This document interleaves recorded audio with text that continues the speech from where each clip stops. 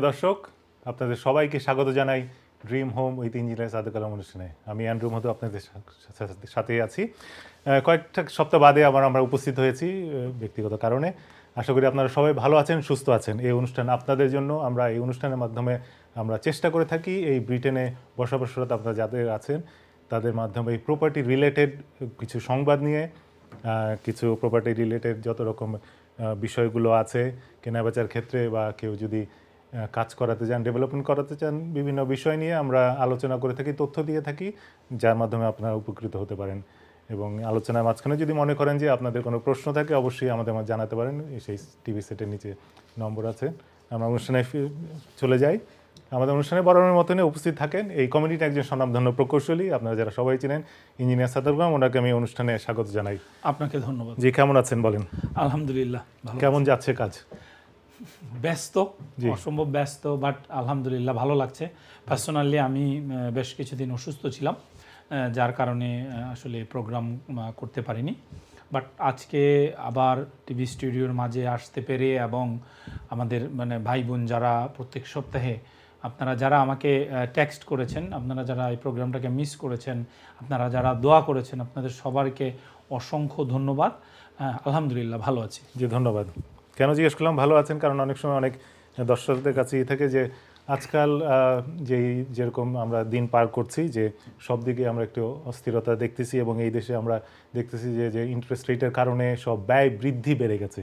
যারা ভাড়া বাসায় থাকছেন তাদের ভাড়া বেড়ে গেছে, এবং যারা অন্যান্য প্রপার্টি আছেন, কিভাবে যার বাই টু লেট আছে, তারা মর্গেজ দিতে হিমশিমকে যাচ্ছে। যেই মর্গেজ আসছে তার চেয়ে বেশি রেন্ট পাচ্ছে না, তার চেয়ে কম, সে অনেক সমস্যার মধ্যে আছে। আজকে এই বিষয়টা নিয়ে আমরা কিছু আলোচনা করার চেষ্টা করব, যে এই পরিস্থিতি থেকে কীভাবে আমরা একটু উত্তীর্ণ হতে পারি, যে প্রপার্টির মাধ্যমে যাদের যে প্যাসিভ একটা ইনকাম আছে, বা যারা চিন্তা করতে চান যে এই পরিস্থিতি একটু উন্নতি করার জন্য কোনো প্যাসিভ একটা ইনকাম বের করা যায় কিনা, বা প্রপার্টি একটা মাধ্যম হতে পারে কিনা, এই বিষয়ে আমরা আজকে আলোচনা করব। আমাদের মাঝে যে ইঞ্জিনিয়ার সাহেব, ওনার সাথে আমরা যাব। প্রথমে আমরা একটু আপনার সাথে যেই বিষয়টা জানতে চাই, যে প্রপার্টি কেউ যদি একটা তো নিজস্ব থাকে, যেটা হচ্ছে বাসা থাকে, এবং আর সেকেন্ড প্রপার্টি হিসাবে, বাই টু লেট হিসাবে, বা ইনভেস্টমেন্ট হিসাবে মানুষ যেটা করে আর কি, শুধুমাত্র কি তারা ওই লেট হিসাবে বা ভাড়া দেওয়ার ক্ষেত্রেই তারা ব্যবহার করতে পারে, না অন্য কোনো কাজে ব্যবহার করতে পারে? সাধারণত আমাদের দেখা যায় শুধু ভাড়াই দেয়, এটা সিঙ্গেল লেট হিসাবে। এই বিষয়টাই একটু আমাদেরকে একটু বুঝান। যে দেখুন, প্রপার্টির ক্ষেত্রে যে জিনিসটা হয়, আপনার যে প্রপার্টিটাতে আসলে নিজে থাকবে, তার বাইরে যদি কোনো প্রপার্টি থাকে, তাহলে মূলত আমরা জানি যে ইন জেনারিক আমরা জানি যে বাই টু লেট, বা এটা কেনাই হচ্ছে ভাড়া দেওয়ার জন্য। এখন কথা হচ্ছে যে প্রপার্টির ইউজটা কতভাবে ইউজ করা যায়। দুই জিনিস। একটা হচ্ছে যে আপনি বা আপনারা কিভাবে প্রপার্টিটাকে ইউজ করবেন, বা কিভাবে প্রপার্টিটাকে অ্যাজ এ আর্নিং হিসেবে ইউজ করবেন। এখন বলে রাখা ভালো, আপনার যে প্রপার্টিটা, আমরা জানি যে ইউকেতে প্রপার্টির দুটা অংশ হয়। একটা হচ্ছে যে প্রপার্টির প্ল্যানিং, আপনি যে কাজটা করতে চাচ্ছেন সেই কাজটার জন্য প্ল্যানিং আছে কি না। দ্বিতীয়টা হচ্ছে লাইসেন্সিং, যেটা হচ্ছে যে আপনি যেই ইউজ হিসেবে ইউজ করবেন, এটা সিঙ্গেল লেট হতে পারে, মাল্টিপল অকুপেন্সি হতে পারে, হলিডে লেট হতে পারে, আপনার হোটেল হতে পারে। প্রত্যেকটা ব্যবহারের জন্য বা প্রত্যেকটা ইউজেসের জন্য একটা করে কিন্তু ইন টার্ম অফ প্ল্যানিং এবং লাইসেন্সিং, এই দুটার মধ্যে কিন্তু বিভিন্ন নাম রয়েছে। এই নামগুলো কিন্তু একটা নির্দিষ্ট কারণে দেয়া হয়েছে। এখন যে সমস্ত ভাই বোন যাদের আপনার জীবিকা নির্বাহ করেন, আমরা অনেককেই, অসংখ্য মানুষকেই চিনি যারা নিজের প্রপার্টি আছে এবং তার বাইরে এডিশনাল বেশ কয়েকটা প্রপার্টি আছে। এইটার ইনকাম দিয়েই তারা আসলে তাদের যে জীবিকা নির্বাহ বা তাদের যে সংসার চালানোর যে উপার্জনটা, মানুষের যেরকম একটা নির্দিষ্ট বয়স পর্যন্ত মানুষের একটা জব থাকে, আর যারা আসলে রিটায়ারমেন্টের দিকে যাচ্ছেন, অথবা যারা প্রফেশনাল প্রপার্টি ইনভেস্টর, তাদের মেইন ব্যবসা বা মেইন উপার্জন, আপনি চাকরি বলেন, ব্যবসা বলেন, এটাই কিন্তু প্রপার্টির ইনকাম।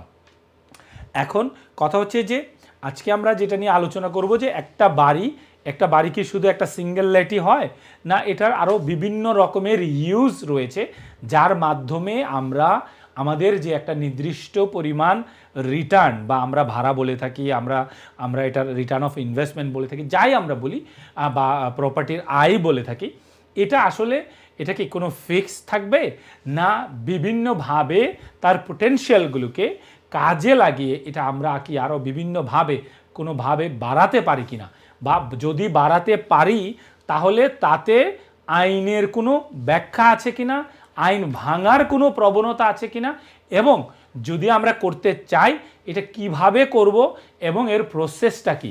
আশা করি আজকে আমরা এই পুরো অনুষ্ঠান জুড়ে এই জিনিসগুলো আমরা আলোচনা করব। ধন্যবাদ। আলোচনার মাঝখানে আপনি একটু বলতেছিলেন যে যারা অনেকে আমাদের কমিউনিটিতে আছে যারা এই প্রপার্টিকে হিসেবে ইনকাম হিসেবে বা তার দৈনন্দিন চলার হিসাবে সে কিন্তু ইনকাম করছে, এখন এই পরিস্থিতির মধ্যে কি তারা কি কোনো সমস্যার মধ্যে পড়ছে কিনা, ধরেন ইন্টারেস্ট রেট হাই বা অন্যান্য রানিং কস্ট যারা চলছে, এরকম কোনো পরিস্থিতি আপনার কাছে শুনেছেন কিনা, বা কারণ আমাদের অনেক কিছু বলছে যে তারা এই সমস্যার মধ্যে পড়ছে, এই পার্সেন্টেজ অনেক বেশি না এটা সাময়িক, না এটা অনেক দিন ধরে চলবে, বা কিছু একটা এ ব্যাপারে একটু যদি একটু পরিষ্কার করেন।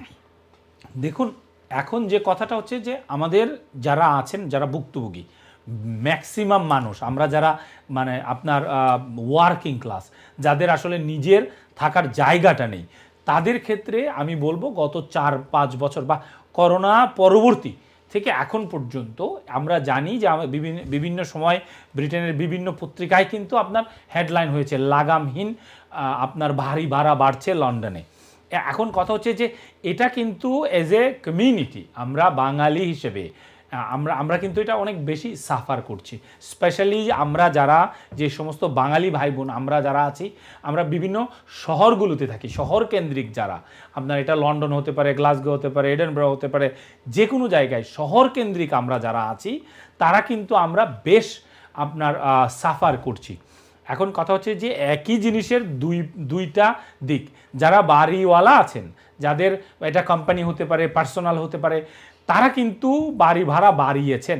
এখন কথা হচ্ছে যে এটা কি আসলে যারা আমরা ভাড়া নিচ্ছি তারাই সাফার করছি, না বাড়িওয়ালারাও সাফার করছে? এইটুকু যুক্ত করতে চাই, এটা কি রানিং কস্ট বেড়ে যাওয়ার কারণে তারা ভাড়া বাড়িয়েছে, না তারা এর পিছনে দেখুন, আপনি যদি এটাকে সম্পূর্ণ পর্যালোচনা করতে চান, তার জন্য আমি মনে করি দুইটা জিনিস দায়ী। একটা হচ্ছে অবভিয়াসলি সার্বিক অর্থনৈতিক অবস্থা ডেফিনেটলি এর জন্য দায়ী। দ্বিতীয়ত হচ্ছে আপনার যে ইউটিলিটির যে প্রাইসগুলো বেড়েছে, এটা বেড়েছে, এবং সবচেয়ে বড় যে প্রবলেমটা অ্যাজ এ ল্যান্ডলর্ড ফেস করছে এটা হচ্ছে ইন্টারেস্ট রেট। আপনি যখন ব্যাংক বা ফাইন্যান্সিয়াল প্রতিষ্ঠানের কাছ থেকে বড় করবেন, আপনার প্রপার্টিটাকে মর্গেজ করবেন, আমরা সহজ ভাষায় যেটাকে বুঝি, সেই মর্গেজের যে এখন যে রেট, এটা কিন্তু 5-6, কিছু কিছু ক্ষেত্রে এইচএমও প্রপার্টিতে আপনার 7 বা 8%। তো এখন আগে বা আপনার ধরেন 3 বছর আগে বা 2.5 বছর আগে যেটা ছিল 1.9% বা 2.99%, এ থেকে কিন্তু ডাবল হয়ে গেছে। তো এখন আপনার যদি কোনো প্রপার্টি থাকে, আপনি স্বভাবতই নিশ্চয়ই ওই প্রপার্টিতে আপনাকে যদি, আপনি যে বলছেন 2.9, এটা কি বাই টু লেটের ক্ষেত্রে ছিল, না এটা জাস্ট বাই টু লেটের ক্ষেত্রে ছিল, আপনার সিঙ্গেল বা ফার্স্ট টাইম বায়ারদের জন্য কিন্তু অনেক কম ছিল, 1.49 ছিল, 1.99, 1.78, but it was very very low. তো এখন কথা হচ্ছে যে এই যে এটা অলমোস্ট ডাবল, কিছু কিছু ক্ষেত্রে ট্রিপল। তো এখন একটা বাড়ির মালিক বা একটা প্রতিষ্ঠান, তারা যদি ব্যাংকে রিটার্ন হিসেবে দিতে হয় ধরুন 2,000 পাউন্ড, তো সে তো আপনাকে 1,800 পাউন্ড ভাড়া দিতে পারবে না, because it is a earning. তো এখন কথা হচ্ছে যে এটার ইম্প্যাক্টটা কিন্তু সমগ্র সোসাইটিতে পড়েছে। কিভাবে পড়েছে? যারা একটা, ব্রিটেনে আমরা জানি হাউজিং ক্রাইসিস, ব্রিটেনে আমরা জানি যে এখানে কিন্তু একটা বড় অংশ রেন্ট করে থাকে, আইদার এটা অ্যাফোর্ডেবল রেন্ট আপনার কাউন্সিলের থ্রুতে হোক আর প্রাইভেট সেক্টরে হোক, একটা বড় অংশের মানুষ ব্রিটেনে রেন্টের মাধ্যমে তাদের যে বাসস্থানের যে চাহিদাটা আছে সেই চাহিদাটা কিন্তু পূরণ করে থাকে।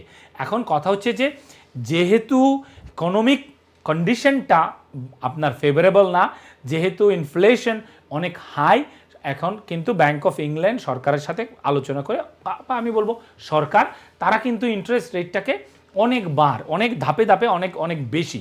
এখন কিন্তু আপনি যদি কোনো আপনার 2 ইয়ার্সের যদি ফিক্স কোনো মর্গেজে যেতে চান, আমার মনে হয় না 5%-এর নিচে কেউ পাবে। তো এখন কথা হচ্ছে যে কম্পেয়ারলি 30 মাস আগে বা আপনার 24 মাস আগে আপনি যদি চিন্তা করেন, তখন 1.99, এখন 5%, তার মানে আপনার এটা ডাবল থেকেও বেশি, অলমোস্ট 3 টাইমস হায়ার। তো যার কারণে স্বভাবতই মালিক যারা বাড়ির মালিক যারা আছেন তারা আসলে বেশি পয়সা ব্যাংকে রিটার্ন দিতে হচ্ছে এবং অন টপ অফ দেম তাদেরকে কিন্তু কিছু টাকা মেক করতে হবে, কারণ মোস্ট অফ দ্য পিপল যাদের আসলে 2টা প্রপার্টি বা 3টা প্রপার্টি আছে, যারা small landlord in term of less than 5 property, তাদের কিন্তু জীবিকা চলে ওই প্রপার্টিগুলোর মাধ্যমে। তো তখন তারা যদি 2,000 টাকা ব্যাংকে দিতে হয় তখন কিন্তু তারা আরও 200-300 পাউন্ড এর সাথে অ্যাড করবে, নাহলে তারা কিভাবে চলবে। তো এখন কথা হচ্ছে যে ওভারঅল যে সিচুয়েশনটা, এই সিচুয়েশনটা কিন্তু neither is good for the tenant, neither is good for the landlord. কারণ আগে হয়তো তারা 500 বা 700 পাউন্ড একটা প্রপার্টি থেকে আর্নিং হিসেবে নিতে পারতো বা আফটার এক্সপেন্সেস, কিন্তু এখন কিন্তু তার অর্ধেকও পাচ্ছে না। বাট পক্ষান্তরে আপনি যদি চিন্তা করেন যে যারা এন্ড ইউজার, যারা রেন্ট করছে, তারা কিন্তু আপনার আগে হয়তো কেউ 1500 বা 1600 পাউন্ড ভাড়া দিত, এখন কিন্তু তাকে 2400 বা 2300 পাউন্ড দিতে হচ্ছে। তার কিন্তু অলমোস্ট ডাবল হয়ে যাচ্ছে ভাড়াটা। কিন্তু আলটিমেটলি সিস্টেমটা আপনার এরকম হয়ে গেছে যে এখানে neither landlord is benefited, neither যারা রেন্ট করছে তারা বেনিফিটেড। ধন্যবাদ। প্রিয় দর্শক, অনুষ্ঠানের এই মাঝে আমাদের ছোট্ট একটি আমরা আজানের বিরতিতে যাব। বিরতির পরে আবার আমরা অনুষ্ঠানে ফিরে আসবো, তখন আমাদের সাথেই থাকবেন।